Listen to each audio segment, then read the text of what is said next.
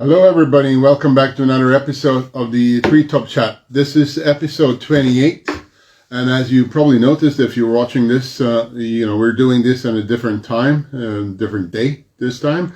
And the reason is that we have the honor of going down under to Australia today to speak to Reecoil.com, which is, I'm sure you're aware, a leading manufacturer of chainsaw lanyards, among other things. So we're going to speak to Dan at recoil.com and hear what he has to say about, his products and some other developments. So, Dan, you there? No, he's still not there. We're waiting for him. So what we're going to be, what they're making is, I think their biggest product are the full recoil chainsaw lanyard. So this is the big boss for bigger saws, for top hand saws, which is the full reach. Very popular lanyards, and we're going to hear Dan tell us a little bit more about his product and the company. So, welcome. How are you? I'm good, thanks, Anders. How are you? I'm good. It's 9 o'clock Saturday morning, cold and bad weather. Yeah. I suppose you have a different situation, huh? Yeah, definitely. It's 6 o'clock in the evening on Saturday evening, and I don't know if you can see, I've got the fan on and the air conditioning on because it's warm here. Yeah, I know. It's different climate than we were used to. So, tell us a little bit about your background. How did the Reecoil come about, and how did that process look like? Okay. Well, it's kind of a funny story because Reecoil sort of started by accident. So I was working for a company called Tree Gear, which is probably a similar sort of company to yours. So they're an art supply company based out of Melbourne. And okay. I'd been working as an arborist for a few years in Melbourne, having come over from the UK and working at Tree Gear. I was also doing a little bit of contracting on the side as well. And one of my good mates, Timmy, came up to me and was like, Dan, we need to sort out this problem because in Melbourne, it was quite different. People were rigging their saws up differently. They'd have a lanyard on the back of their saw. Then what we'd do is we'd put a rock climbing quick draw sling around the handle so that we put a carabiner in it and hang it onto our tool hook with one hand and then unclip it with one hand as well. Wow. So, and then we got our heads together because Timmy was like, look, we need to work out a way where we don't have to have a quick draw sling and a lanyard. Just put the two together, Dan. Can you work it out? And many nights on a sewing machine trying to work out how to do this equaled the very first few prototypes, which weren't really prototypes. All they were was chainsaw lanyards for me and for Timmy and for our mates, just for us to use. And it escalated from there. That's a nice story. So, you're selling all over the world now, right? Yeah. So we're selling all over the world. We've got distribution partners in the UK. So Honey Brothers, as you would know, distribute for us for the UK and Europe.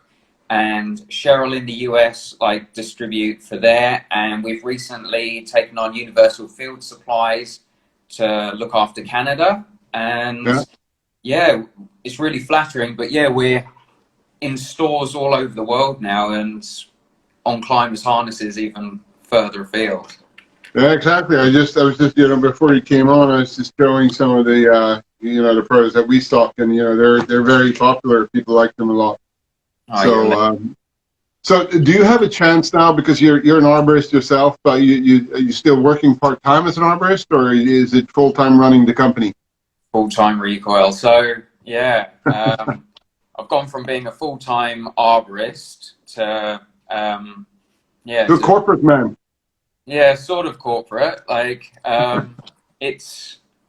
Yeah, it's a mixture of, as you probably know, like you end up doing a whole range of different things, but I still get to Yeah. climb because I get to test out products and I get to muck around with stuff. And where I'm based in Australia, actually, it's just coming into cyclone season. So taking coconuts off of trees is a thing.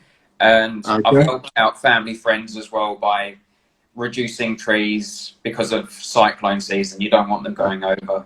So where are you based in Australia?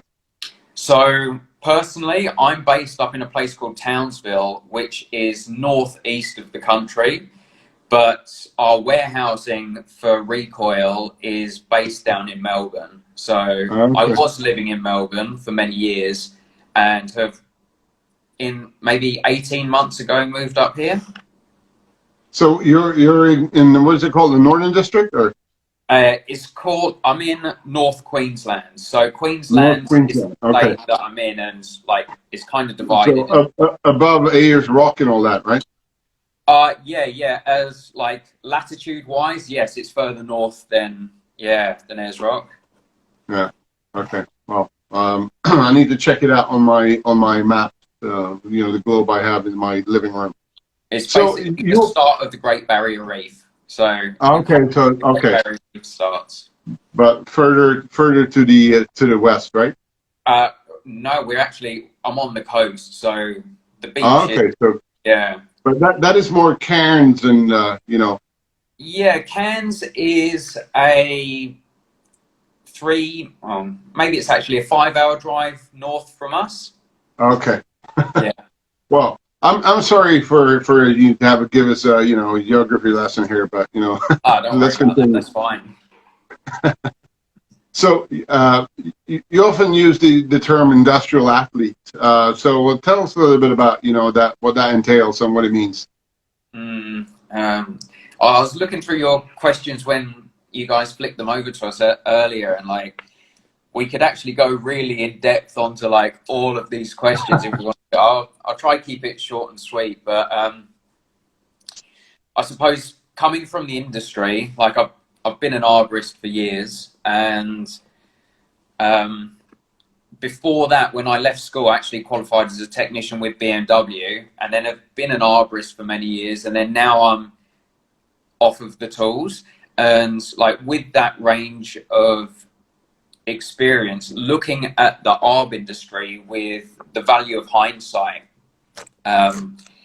it's like you can really see in hindsight just how tough a job it really is. Yeah. Like when you're in it, when you're doing it on a day-to-day basis, it's just what you do. You get through the days, you work hard, you're proud of your job, and on weekends you might even like still climb and contract on weekends. You might rec climb on weekends, but when it comes to the athlete side of things, I used to compete a lot when I was younger in like martial arts and like Thai boxing and stuff, and like not that I was high level, but there was a lot of people at the gym with world titles and were full-time athletes.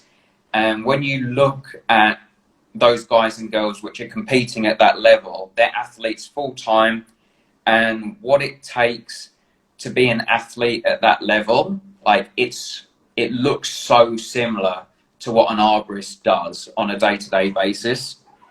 And when you think about it, you're working, like when I was on the tools as well, you'd be working 8, 10, I don't know, maybe 12-hour days, and you'd be doing that, say, 6 days a week, 7 days a week sometimes, depending on what's going on.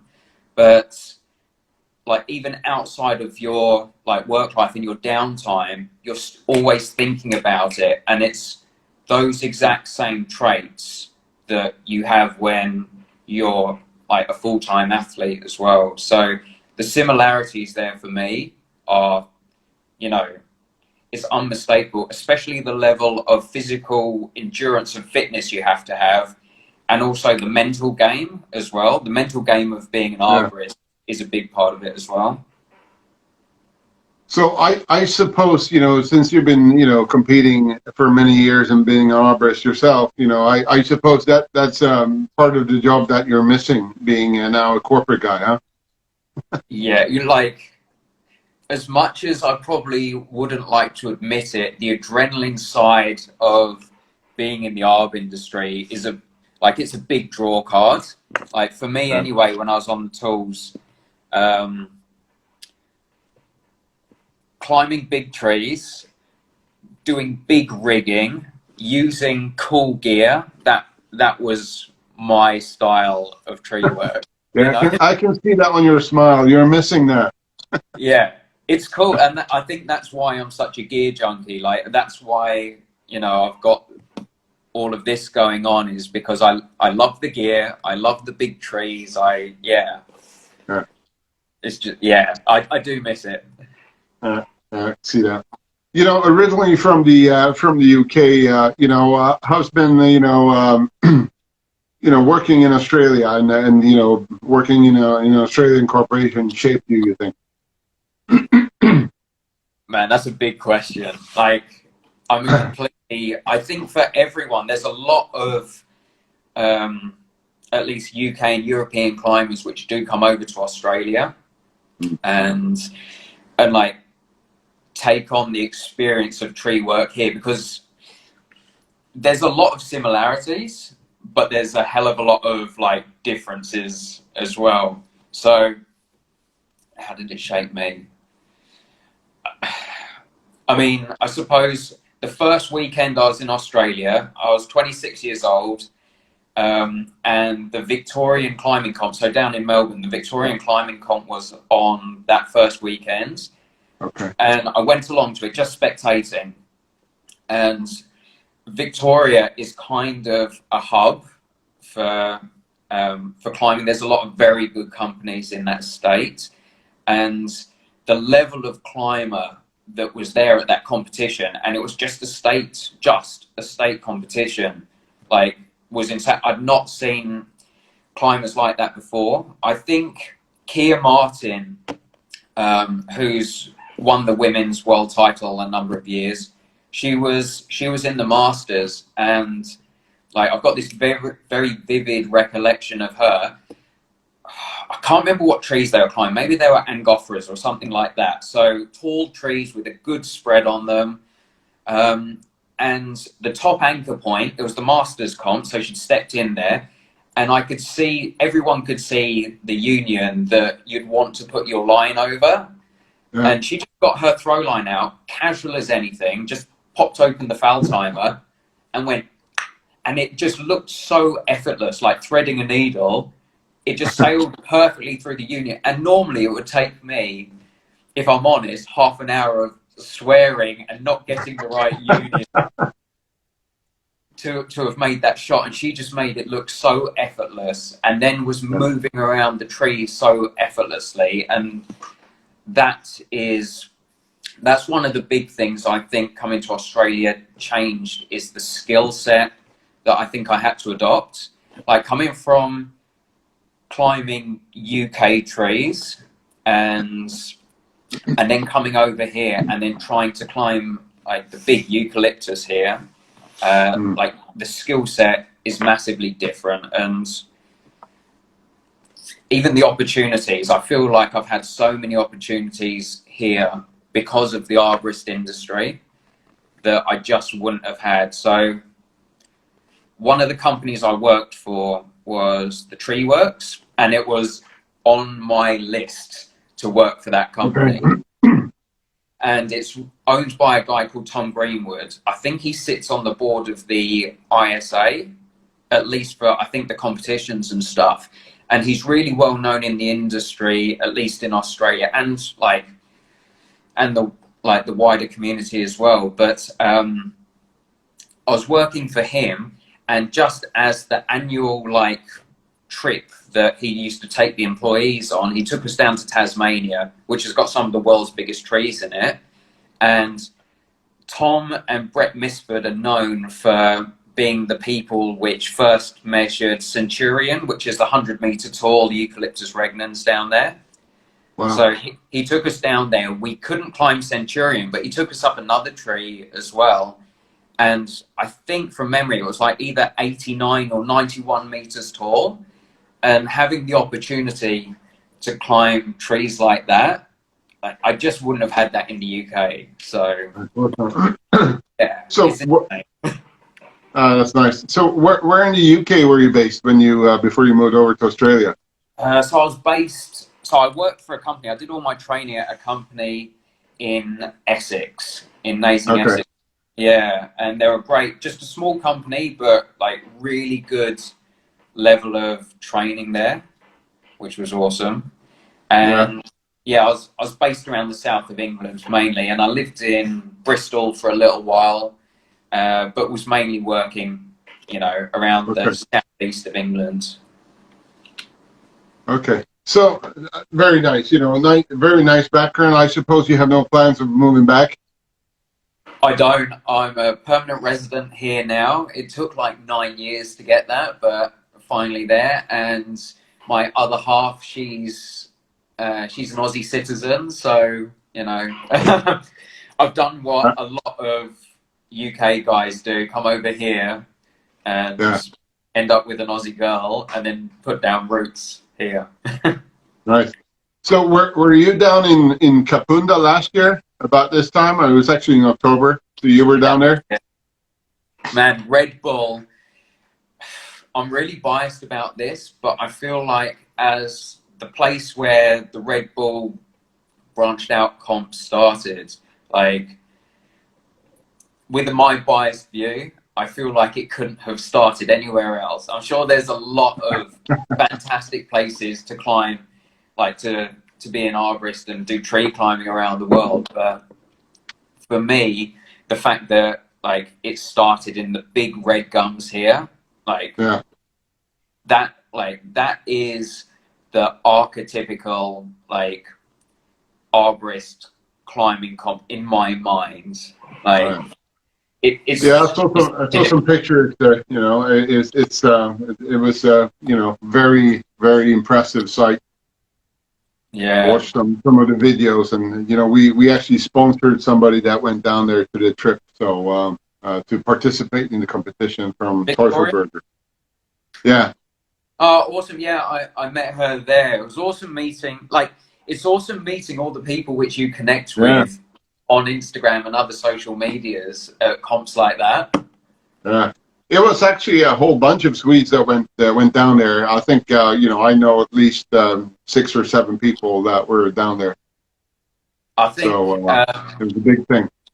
yeah, I think John introduced me to Frogsy that you had on the show. Yeah, yeah, John Fog. Yeah, I think he introduced me to one or two guys that come over from Sweden as well. Like, it's yeah, great. Like, how good an event is that? yeah, It's exactly. like it's just brought people from all over the world together. It was probably Douglas Wells who's been down there a couple of times as well. He actually right now it's another thing running Arb Days. It's on Zoom because people can't meet, as you know. So we're going to participate later on today on that as well. So there's always something going on. Yeah, yeah. No, we've got a really good industry to be a part of, for sure. Yeah. Yeah, exactly, and not very affected by this coronavirus, which I hope can go away soon. You know what? Touch wood. Like, we've been really lucky as an industry. Like, when I talk to other people from other industries, like I'm really thankful that we're in ARB for sure. Like, other industries have been hit so hard. I know. I have friends that are selling other gear, and they've been hit hard. So yeah, we're in the right industry, that's for sure. So let's talk a little bit about your products. You have 3 main divisions. Rope access, construction, and arborist. So how do you think they compare? The different segments. Yeah. I suppose. Well, here's the thing. We're always like first and foremost an ARB brand, and it's because that's my background. But probably what I didn't mention is that I don't think I mentioned it is that when I was working at Tree Gear, and I was also contracting into the entertainment rigging industry as well. So that's a construction rigging ticket that you need for that. So that's kind of the start of that range as well. So Okay. I was a climber within the rigging industry as well, and there's a lot of overlaps between the two industries. Like being an arborist, going into doing some entertainment rigging as well. Like there was a lot of overlap. There's a lot of skills which overlapped, and taking the experience from ARB into that, and then also seeing gaps. Like the bulk bag and the light reach kit came because of working on the Coldplay job when we were rigging the stadium for Coldplay. Okay. Cool. The towers and putting all the steel work together for that. That's how the construction, the rigging stuff came about. So for me, there's a lot of overlap, and I don't know if it's the same for you guys, but a lot of our dealers, a lot of our stores in Australia, they supply the arborist industry, rope access, and also construction rigging industry as well. So like the range, the ARB gear overlaps into the rope access, overlaps into the rigging industry. So the selection pretty much ticks a lot of boxes for a lot of our dealers. Yeah. Well, we're more like a specialist arborist shop, but certainly, we have all the agreements in place, and sometimes we deliver to that type of industry as well. Yeah. Different harnesses and different carabiners and, shock absorbers and other things. So, yeah, Yeah. sure. That might be something for the future, to be honest, since we already have all the agreements in place. Yeah. Our problem is space right now. So we're looking for, another premise here in the short term to be able to continue our growth. That's awesome. So, congratulations, you've outgrown the place. sorry? I said, congratulations, you've outgrown the place. That's brilliant. Yeah. And we've been here about 10 months. So, but it's the thing when you're starting with shoes and clothing and stuff. It's very demanding in terms of space and carrying all the different sizes and colors. Yeah, So, there's a lot of use because of clothing would be tough because of all the sizes and then all the colors within the sizes. Exactly. That's a big challenge. That's a very big challenge. So we saw some very nice pictures. You took part in the breast cancer awareness, and so did we actually. Selling all the pink lanyards. So tell us a little bit about, is that a tradition, and is that something you're going to continue?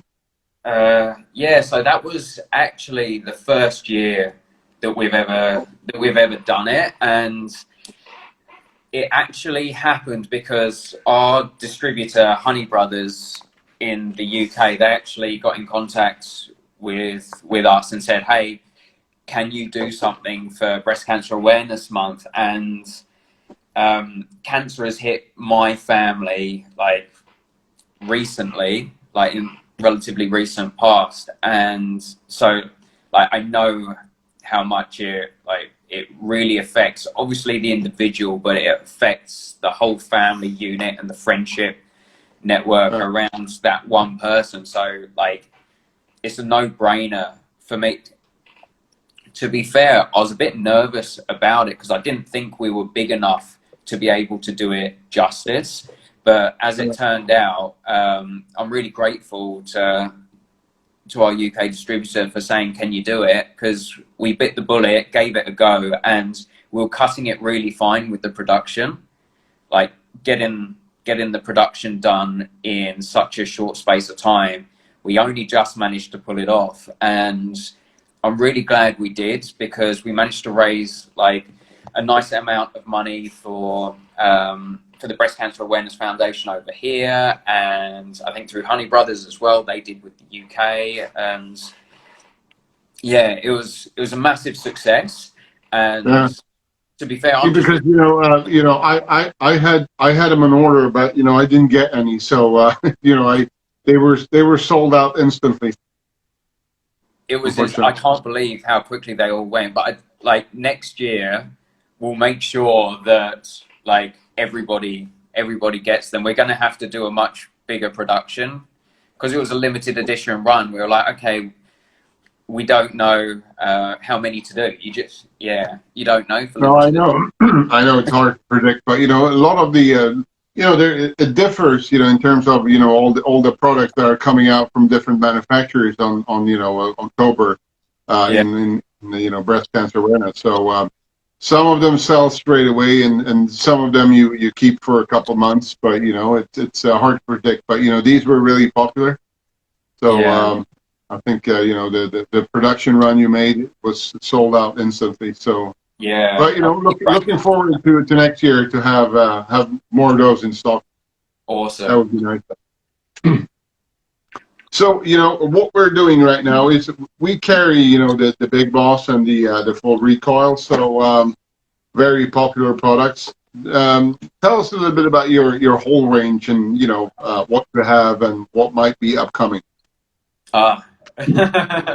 um, So obviously the full range, we've got the full reach lanyard and the Big Boss, which are very arborist specific, Yeah. although they do get used in across other industries as well.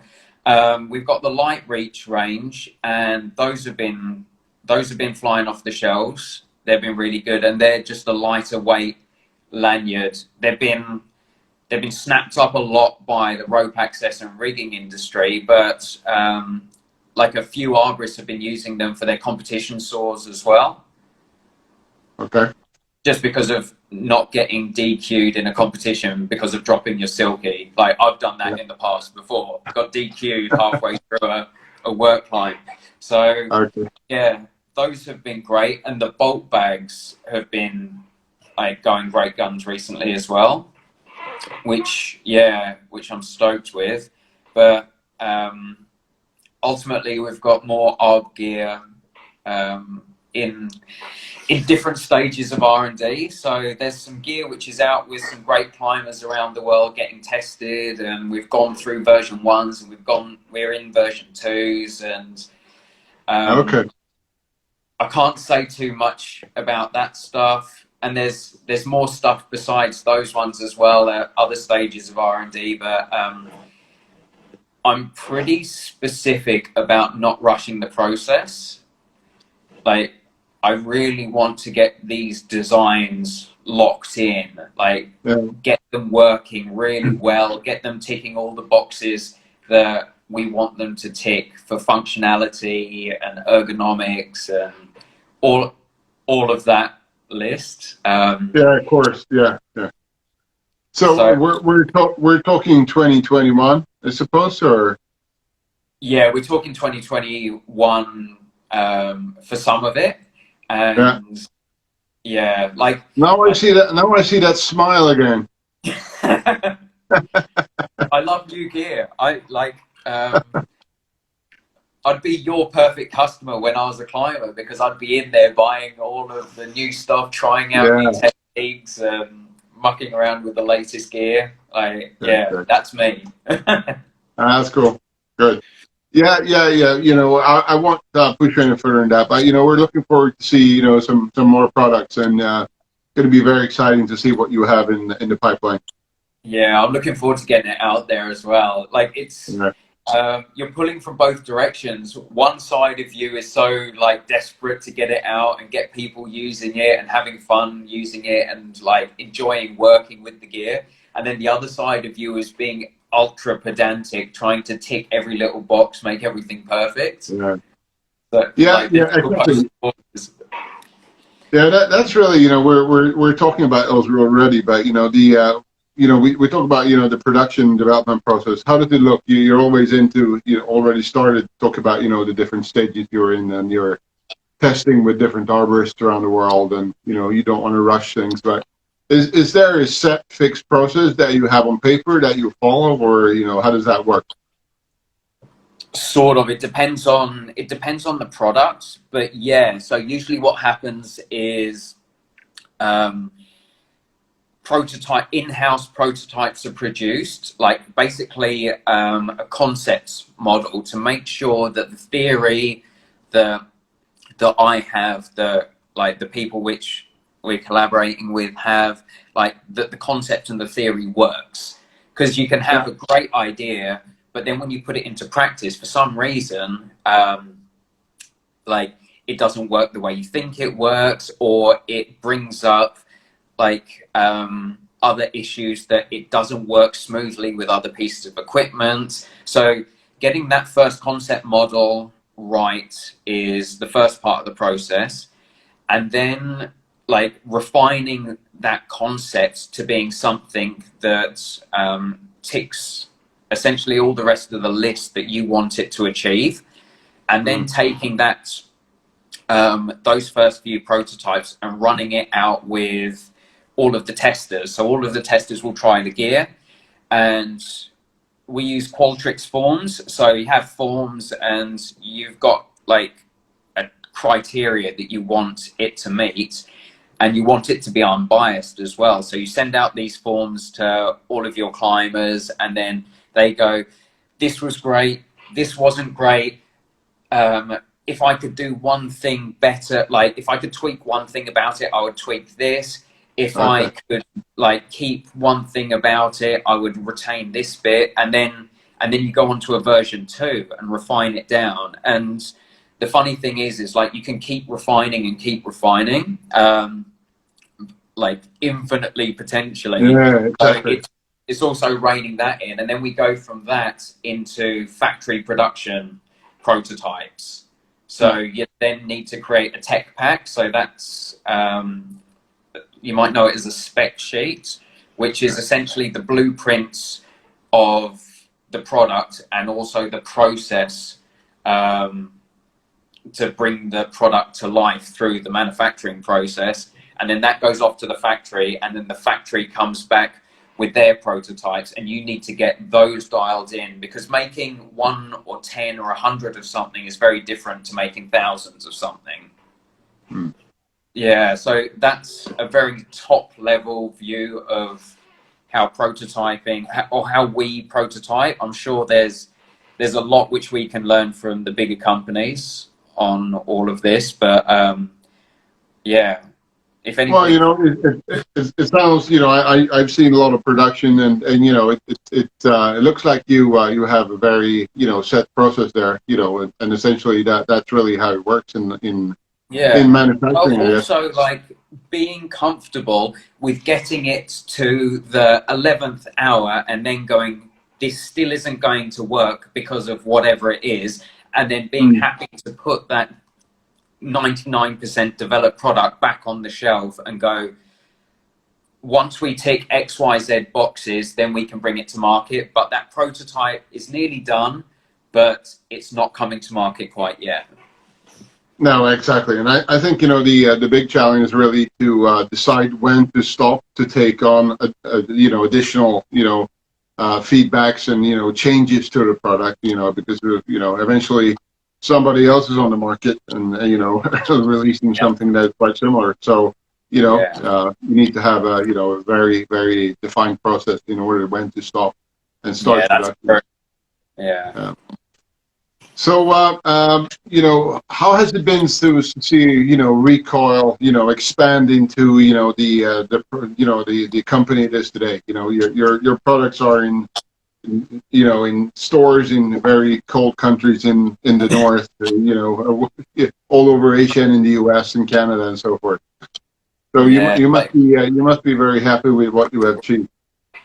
Yeah, sorry, just turning on the light. It's just turning to dust.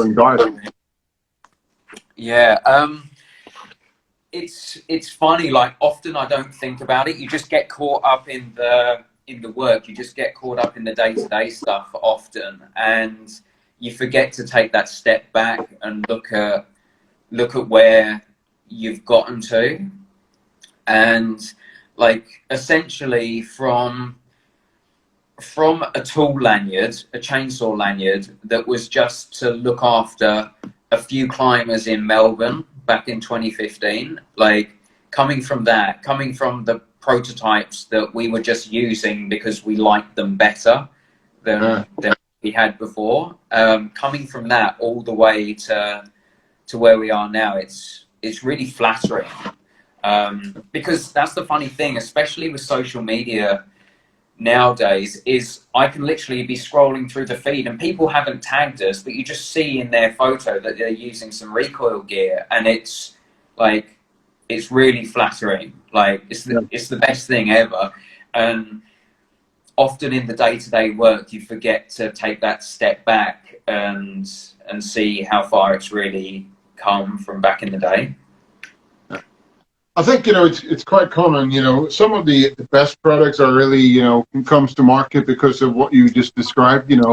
People need to have a, solution to a problem, and, they make it their own design, and eventually, somebody says, this is really cool, this is really good, this is something we're going to do something about. So, it takes some skills and some courage to, drive that process forward, and And some help from other people. Like, there's been a lot of like good people along the way which have also helped us to get to where we are. Like, yeah. especially from being these handmade lanyards made in the garage on a sewing machine. Like, Yeah. yeah. Like, we've had a lot of help from a lot of really good people in the industry and outside of the industry. So yeah, it's like, I can't take all of the credit by any stretch of the imagination. Like, Hewlett Packard also started in the garage, so you're on the right path there. Hewlett Packard, oh really? they started in the garage, yeah. So you're on the right path. Oh my God, they're Apple. Fortune 500s, huge company. So these days, tell us a little bit about your typical day at the office. What does it look like? I'm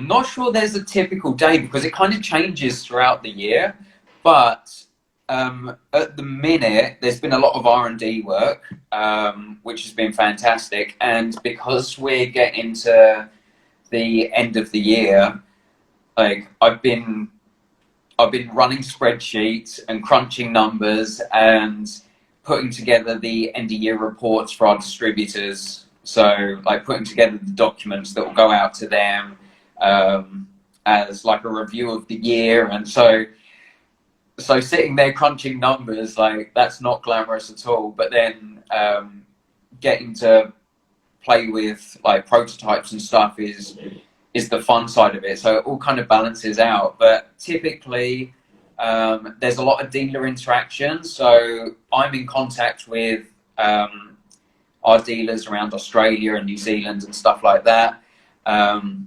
So there's a lot of keeping in touch with them and looking after customers. Yeah. But Right. yeah, it kind of changes. Like, you're in product development mode for a while, and then all of a sudden something comes to market, and then you're in the getting it out there, talking to dealers and all of that sort of mode. Has to be done, huh? Oh yeah, So but I love every side of it. cool. Tell us about your funniest on the job story. In Reecoil, Yeah. Or yeah, as an arborist. as an I'm not sure. arborist, yeah. Well, in Reecoil, actually, I suppose not that long ago, I was out testing one of these products. So the camera was set up just to do a recording session to send over to the product testers so that they could see something in action before it came over to them. And I'd set up the camera, and we're in Northern Australia here, so there's a few weird bugs in this part of the country. And I'd shot a line up this tree, and it was a beautiful smooth bark tree. Like, up here, a lot of the eucalypts have got really, really white bark, and they're smooth all the way to the ends. They've got huge spreads on them. And I was like, this is an awesome tree to climb and have a swing around. Pulled the rope up there, and I was on SRT, so I was on a wrench hitch climber setup, and I was SRTing up there, and I got up to the union, flicked my pole belt around, clicked in, and then started looking around the tree, and then bang, this weird thing landed on my arm, and I was like, that's a really weird wasp. It looked like a green ant crossed with a wasp. It landed on my arm. I was like, oh, that's weird. And I went to blow it off, and then I felt something on the back of my neck, and then all of a sudden, like, I was getting stung by these weird things, and then I luckily I could literally just unflip my lanyard and then like descend out because I was on SRT. So I bombed out of the tree, unclipped, like sprinted for the car, locked myself in the car with the air conditioning on. And then later, we went back and grabbed the video, and the whole thing's on video of me like this, slapping these bugs off of me. And that was meant to go over to the testers, but obviously I didn't send that. And my very lovely, supportive missus pissed herself. But Wow. that just with the job being up here. Oh, well. Well, you know, we had a conversation with a lady from Norway. She had a similar experience. You know, she was running into her doctors, you know, bare naked. Oh, no way. See, that's part of being like out in nature. You take the rough with the smooth. Well, you know, I know, you know, a very close friend of mine. He lived in Melbourne for 5 years, so I'm aware of, you know, your the bugs and, you know, the animals that you have to deal with down there. The creepy crawlies, like there's some hardcore snakes down in Melbourne. Like when you start to rural, there's some gnarly snakes. Crazy. So I think, you know, Dan, we have some questions from the audience that I want to shoot at you. Awesome. So you know, this is from the Stumpy Arborist. You know, he says he loves the full reach. Why do you choose to make lanyards without a tearaway? So that's interesting, actually. So one, you know, I was talking earlier about product development, and you can get to the 11th hour and then go, this won't work for whatever reason. We've got a tearaway full reach lanyard. Like, we've got one which we developed, and so it's got a pouch at the base of it, like similar to the Teufelberger one, and it's got the tearaway built into it as well. So it's all in one unit. And because we're not a huge business, the level of testing that we were going through to get it to market. So because it's a tearaway product, but because it's not to the same standards as a fall arrest screamer, like the tearaway is on fall arrest harnesses, you're testing it in a similar way to that, but you need to put together your own method for it. So it was, in the end, it was costing us $1,000 per drop test every time we were doing the prototype runs. So each prototype run, we'd need to do a minimum of 5 drops, like of 5 different prototypes, a minimum of 5, so that we can start looking at the averages and comparing how they're tearing away and why they're tearing away, like in this way, and making sure that everything's correct across them. And in the end, with prototyping products, you've got a break-even point. So you go, okay, then how much money is being invested in the R&D of this product versus how much money, like how many units will it take for us to recoup the R&D price, and can we even sell that many lanyards? And it was getting to a point where I don't know that we're going to be able to recoup the costs of developing this, because we're a small business. So we're using third-party test centers for our development process. So they're using high-speed cameras with fast sampling load cells to record all the drops. Like, it was costing us a decent wedge of cash. And to cut a long story short, we did have a tearaway full reach lanyard in development, and it got to the 11th hour and we just never released it. Okay, so the short answer is insufficient ROI, huh?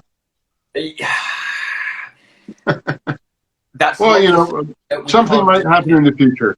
We have a next one here. This is from Baumart in Austria. Yeah.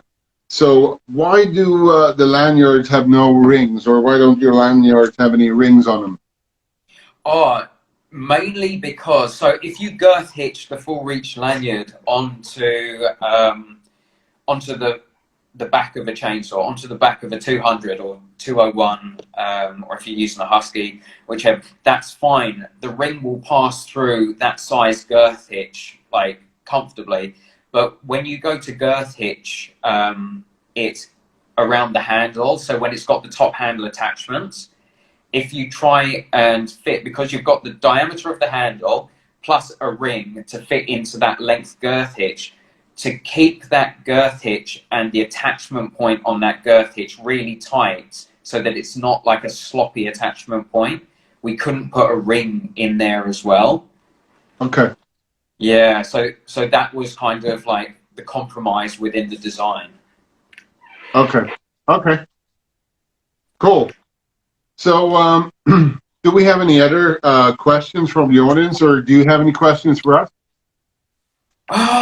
You know what? I suppose we're connecting more and more with people around the world, and we're starting to get more and more connections with people in Sweden. And like by connections, it's nothing official. It's more just chatting with people on Instagram. And one dude which I've like very loosely connected with from, I believe he's in Sweden. He's at ST3FFO. I'm not sure if he wants that pronounced like Stevo or something like that.